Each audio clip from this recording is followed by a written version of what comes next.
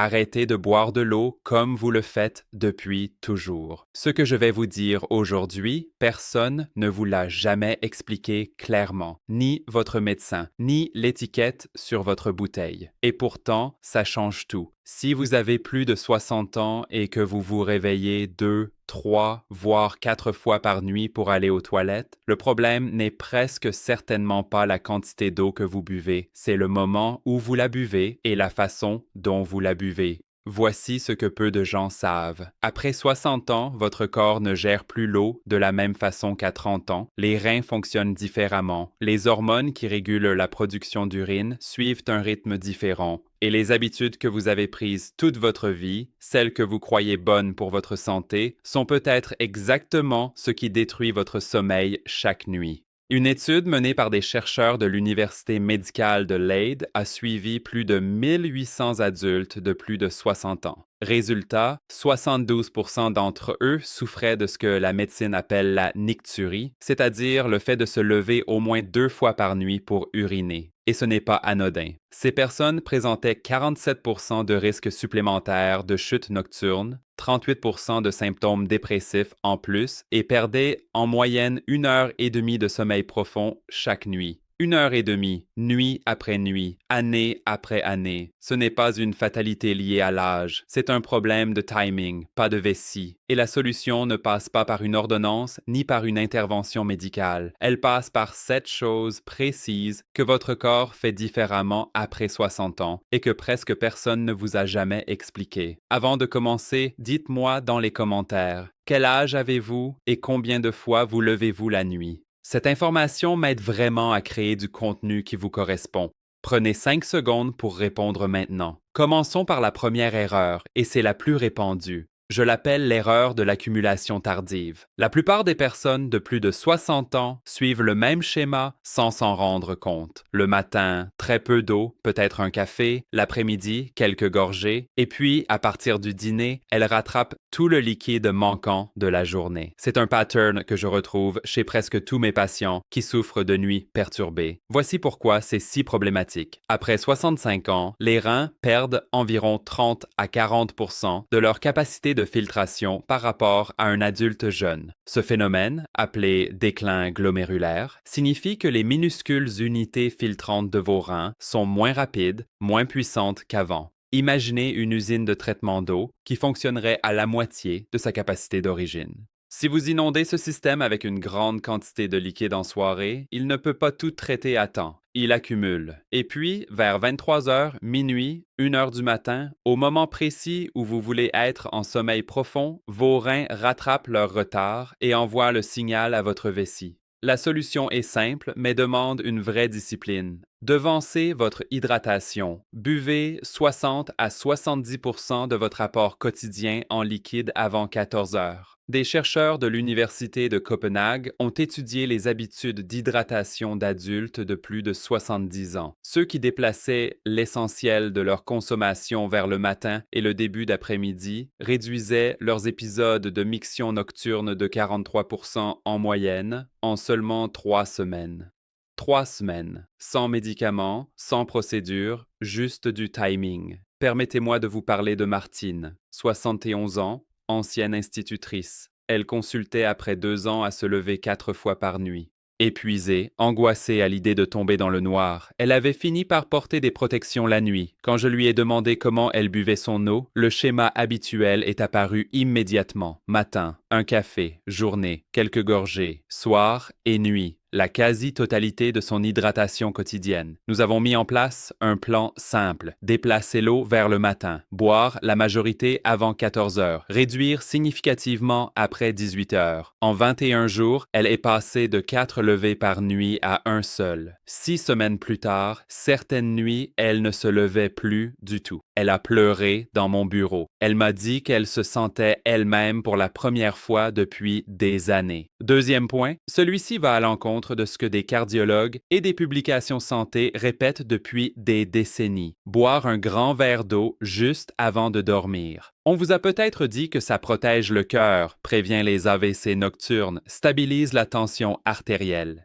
Et il y a une part de vérité là-dedans pour certains profils bien précis. Mais pour la grande majorité des personnes de plus de 65 ans, avaler 200 à 250 millibati d'eau dans les 90 minutes avant de s'endormir, c'est programmer un réveil à 2 heures du matin. Voici la physiologie que personne n'explique. Quand vous vous allongez à l'horizontale, les liquides qui s'étaient accumulés dans vos jambes et vos chevilles toute la journée, attirés vers le bas par la gravité, se redistribuent vers le haut dans votre corps. Cet effet de déplacement est beaucoup plus marqué chez les adultes âgés. La raison, un tonus veineux réduit, c'est-à-dire que les vaisseaux sanguins des jambes sont moins élastiques et laissent davantage de liquide s'accumuler pendant la journée. Des chercheurs de l'université Johns Hopkins ont étudié cet effet de redistribution des liquides. Chez les adultes de plus de 70 ans, le simple fait de s'allonger peut mobiliser jusqu'à 300 ml de liquide supplémentaire vers les reins dans les 90 premières minutes de sommeil. C'est plus d'un verre entier que vos reins doivent traiter sans que vous n'ayez bu une seule goutte de plus. Ajoutez à ça le grand verre d'eau du coucher. Vous venez de garantir un lever à 1 heure du matin. La solution n'est pas de ne plus boire le soir du tout. La déshydratation a ses propres risques cardiovasculaires. En revanche, si vous avez soif après 19 heures, prenez 3 ou 4 petites gorgées. Jamais un verre entier. Gardez un petit verre de 120 ml sur votre table de nuit, pas une bouteille. Comme ça, même si vous tendez la main au milieu de la nuit, le volume est déjà limité. Et si vous remarquez le soir que vos chevilles sont gonflées ou que vos chaussettes laissent des marques, surélevez vos jambes 15 à 20 minutes avant de vous coucher au-dessus du niveau du cœur. Cela remet le liquide en circulation pendant que vous êtes encore éveillé, plutôt que de laisser tout se redistribuer une fois que vous vous êtes allongé. Troisième point, celui-ci implique les minéraux contenus dans votre eau. C'est l'un des liens les moins connus en santé senior, et je peux affirmer avec certitude que 95% du grand public n'a jamais entendu cette explication.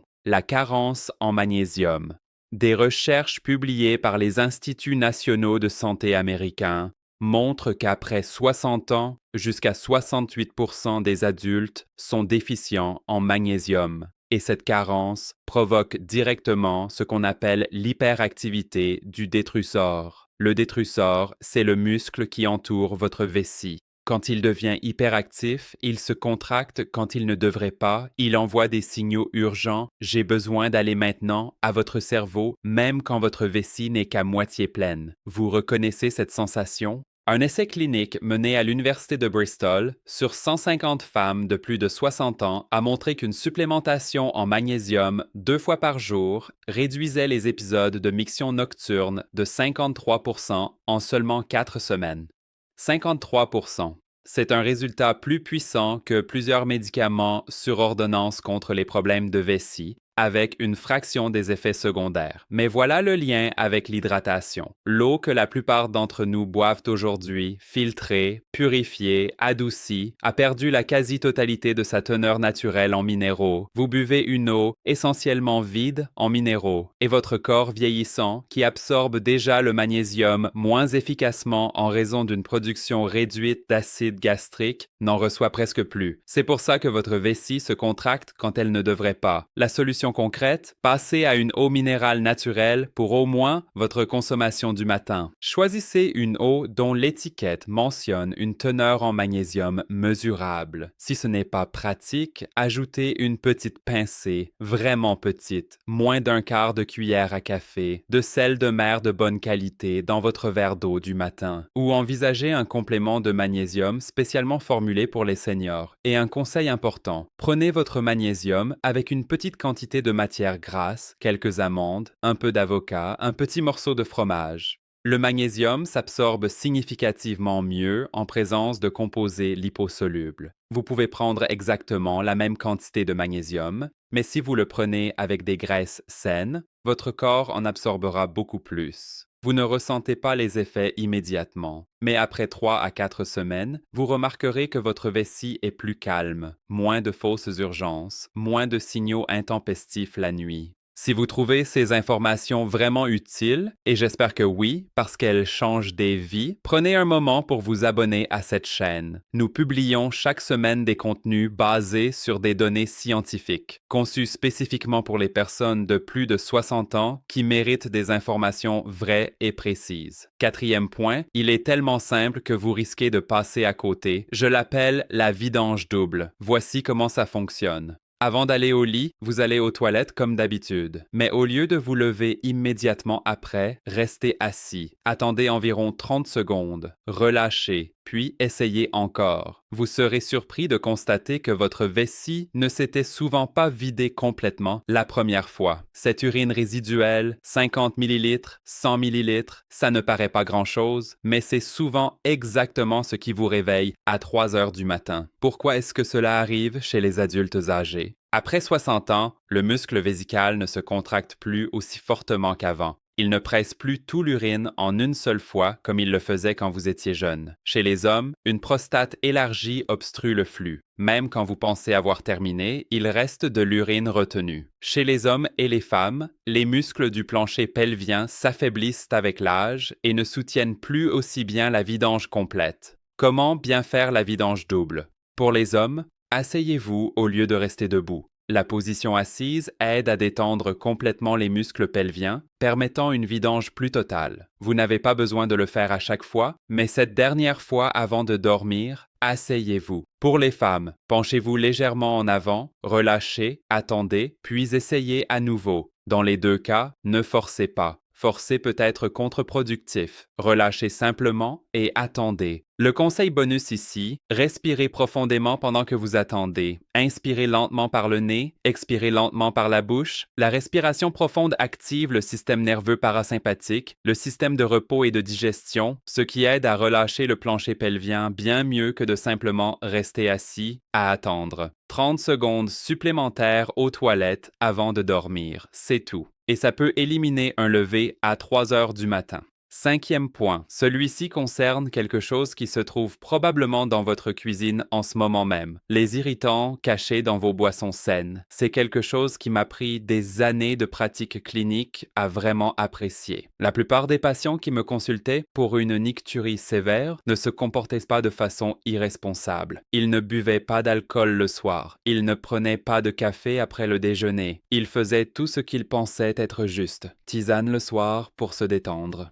Eau de coco pour les électrolytes, eau pétillante pour rester hydraté, eau infusée aux fruits pour plus de saveur. Et chacune de ces boissons, consommées en soirée, irritait silencieusement leur vessie. Voici pourquoi la vessie vieillissante, surtout après 70 ans, subit un changement important. La muqueuse protectrice à l'intérieur de la vessie s'amincit d'environ 40% par rapport à son niveau optimal. Cela signifie que la vessie devient beaucoup plus sensible aux irritants chimiques. Des composés qu'une vessie jeune ignorerait complètement commencent à provoquer inflammation et urgence dans la paroi de la vessie âgée. L'acide citrique, présent dans tous les agrumes et leurs infusions, est un irritant vésical puissant. Citron, orange, pamplemousse, mandarine et même les tomates. La carbonatation dans l'eau pétillante augmente la pression à l'intérieur de la vessie et déclenche des signaux d'urgence. Certaines tisanes, notamment celles contenant de l'hibiscus, de l'églantier ou de fortes doses de vitamine C, ont le même effet. Elles sont présentées comme saines et elles peuvent l'être, mais pas le soir, pas pour une vessie vieillissante. Permettez-moi de vous parler de Bernard, 74 ans, ancien ingénieur. Il me consultait après 3 ans de pratique d'un rituel de thé du soir, dont il était très fier. Chaque soir, il buvait du thé vert avec du citron et un peu de vinaigre de cidre. Il avait lu quelque part que c'était bon pour la digestion. Il se réveillait 3 fois par nuit et était convaincu d'avoir une maladie sérieuse de la vessie. Peut-être un cancer, peut-être la prostate. Il était tellement inquiet qu'il en perdait encore plus de sommeil. Je lui ai demandé de faire une seule chose, éliminer toute boisson du soir sauf de l'eau tiède nature pendant 2 semaines. Aucun thé, aucun citron, aucun vinaigre de cidre, juste de l'eau filtrée tiède.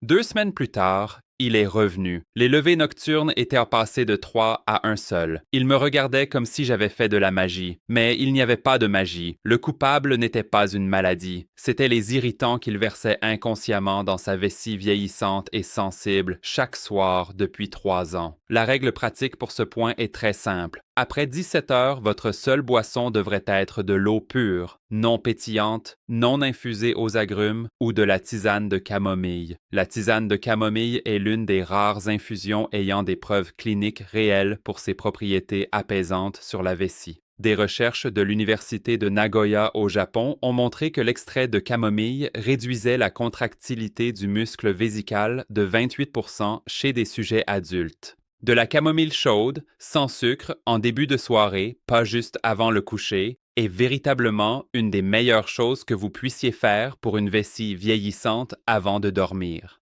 6e point.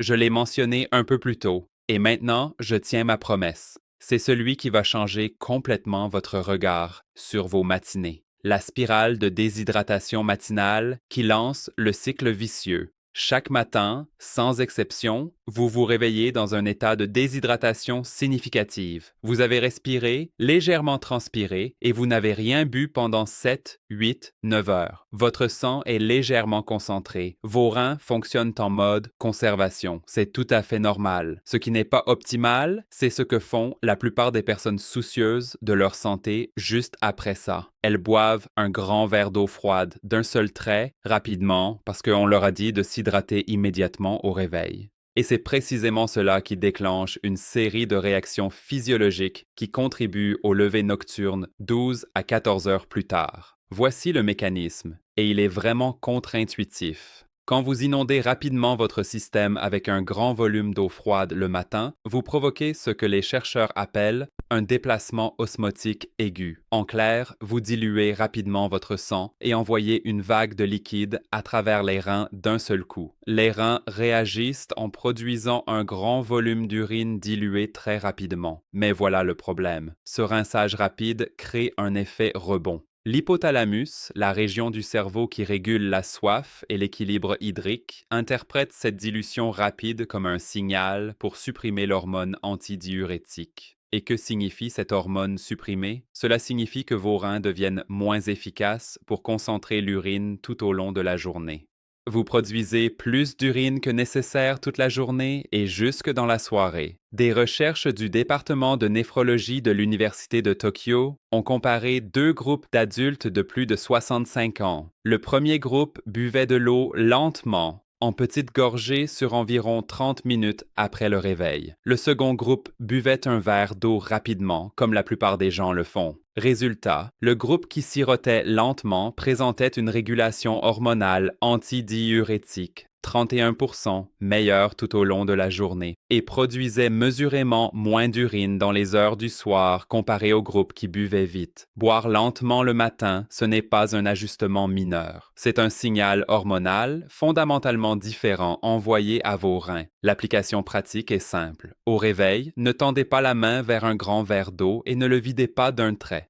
Versez plutôt un petit verre, environ 190 ml, et sirotez-le lentement sur 20 à 30 minutes pendant votre routine matinale, pendant que vous lisez, pendant le petit déjeuner, puis prenez un autre petit verre 30 minutes plus tard. Et un conseil important, buvez votre eau matinale légèrement tiède plutôt que froide. L'eau tiède traverse la paroi intestinale environ 20% plus vite que l'eau froide. Et elle ne déclenche pas la réaction de choc gastrique que l'eau froide provoque dans les systèmes digestifs âgés, ces systèmes qui produisent déjà environ 40% d'acide gastrique de moins qu'à vos 40 ans. Ce seul changement, siroter lentement et tiède le matin plutôt que boire rapidement et froid, est l'une des reprises de rythme vésical les plus puissantes à votre disposition. Essayez pendant 14 jours et observez ce qui se passe la nuit. Et maintenant, le 7e et dernier point, le plus puissant de tous. Il rassemble tout ce que je vous ai partagé jusqu'ici. La limite des 2 heures combinées à la fenêtre de charge de l'après-midi. Pour comprendre pourquoi cela fonctionne si puissamment, vous devez connaître une hormone dont la plupart des gens n'ont jamais entendu parler. Votre corps a un rythme naturel de production d'urine. Ce rythme est contrôlé par une hormone circadienne appelée arginine vasopressine, un autre nom pour l'hormone antidiurétique dont j'ai parlé plus tôt. Chez les jeunes adultes en bonne santé, cette hormone monte le soir. Elle dit aux reins de ralentir drastiquement la production d'urine pendant le sommeil. Les reins d'un adulte de 25 ans produisent environ 50% moins d'urine la nuit que pendant la journée. C'est pourquoi les jeunes peuvent dormir toute la nuit sans aller aux toilettes. Mais qu'est-ce qui change avec l'âge? Après 60 ans, la production d'arginine vasopressine diminue. Des chercheurs de l'Université d'Amsterdam ont constaté qu'à 75 ans, la suppression nocturne de la production d'urine diminue jusqu'à 35%.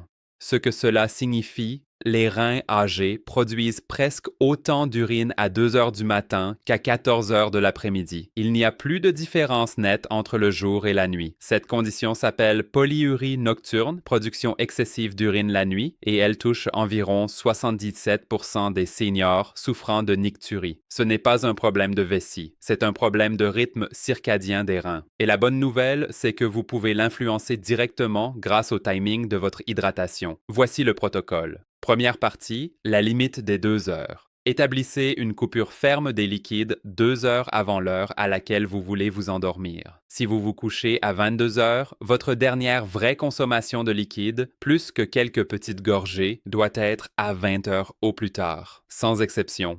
Pas juste un petit verre. 2 heures, c'est 2 heures. Deuxième partie, la fenêtre de charge de l'après-midi. C'est là que la plupart des gens ratent le crochet. Pour que cette limite de 2 heures soit durable et sans risque de déshydratation, vous devez vous hydrater activement dans la fenêtre entre 13 heures et 17 heures. C'est votre fenêtre d'hydratation dorée. Pourquoi ce créneau? C'est quand vos reins fonctionnent à leur efficacité maximale. Votre corps peut traiter et éliminer le liquide efficacement avant que la fenêtre de suppression du soir ne commence. Buvez 40% de votre apport quotidien en eau pendant cette fenêtre. Ça paraît beaucoup, mais si vous buvez environ 8 verres d'eau par jour, 40% représente environ 3 verres en 4 heures. Tout à fait faisable. Une étude clinique publiée dans le journal Neurourology and Urodynamics a suivi 223 adultes de plus de 65 ans.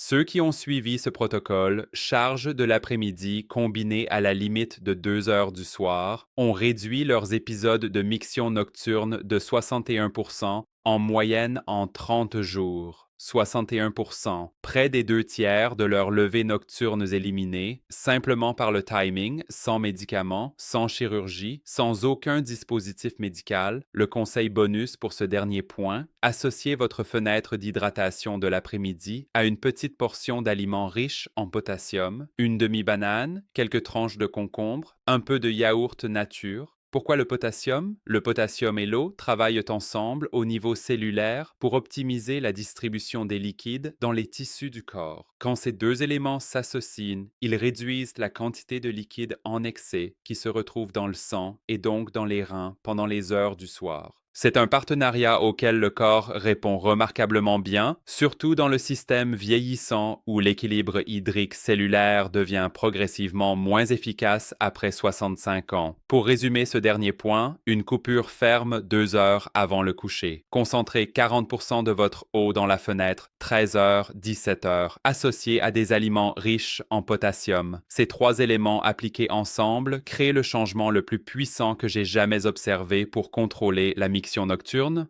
Voici ce que je veux que vous compreniez avant la fin de cette vidéo. Et je vous dis ça après des années passées face à des patients épuisés, embarrassés, convaincus que se lever toutes les nuits était simplement ce que signifiait vieillir. Ce n'est pas ça. La nicturie n'est pas une taxe inévitable sur le vieillissement. C'est un schéma physiologique qui peut être corrigé. Et cette correction ne commence pas dans une salle d'opération ni dans une pharmacie. Elle commence par la façon dont vous buvez votre eau, quand vous la buvez et comment vous la buvez. Martine a retrouvé ses nuits à 71 ans, passant de 4 levées par nuit à 0, simplement en déplaçant son eau plus tôt dans la journée. Bernard a retrouvé son sommeil à 74 ans, passant de 3 levées à un seul, en éliminant les boissons saines qui irritaient silencieusement sa vessie vieillissante chaque soir. J'ai vu des hommes et des femmes dans leurs 80 ans réduire leur levée nocturne de 4 par nuit à 1 ou 0, en appliquant exactement ces principes. Votre indépendance compte, votre sommeil compte. L'énergie que vous aurez demain matin pour marcher, cuisiner, jouer avec vos petits-enfants, pour vivre, est directement liée à à la qualité du sommeil que vous obtenez cette nuit. Et cette qualité dépend en grande partie de vous,